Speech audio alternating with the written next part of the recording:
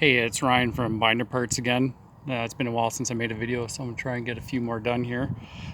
Most recent thing I did, my brake booster went out on my truck, which was originally a 1200D, and lo and behold, I went to get the parts, and apparently they're not making those master cylinders and boosters anymore. You have to send them in to get rebuilt.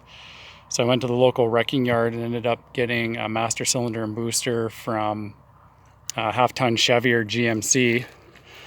And so it ended up looking like this. It was a pretty simple conversion, really. One thing was I have to do the adapter line, which is ugly right now. I'll have to change that because it's a 9/16 for your rear brakes, which is different from the old style where the rear brakes were at the back and the fronts are at the front. Now the fronts are at the back and rear brakes are the front chamber. And then this is a 1/2 inch. Everything bolted up, the existing mount. The only thing you can see there is I had to put washers in between at the top because of the size of this master cylinder and the angle. It was tipped up too much and would hit the hood. So I just had to put those washers in there to tip it down a bit. And other than that was just making my own brake pedal linkage, which turned out, it's not totally done yet, but it's functional until I figure out a different way of doing it.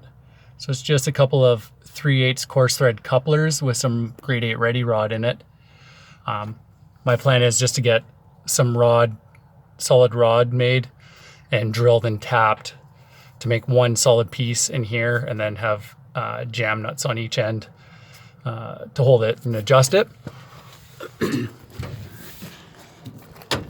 So for that booster, because the 1/2 ton Chevy and GM boosters come with that style linkage rod on it, so I cut it down about 1.5 inches, right about there, and then tapped 3/8 coarse thread onto each end of that, and then put the couplers on there to make the linkage long enough to work for that application.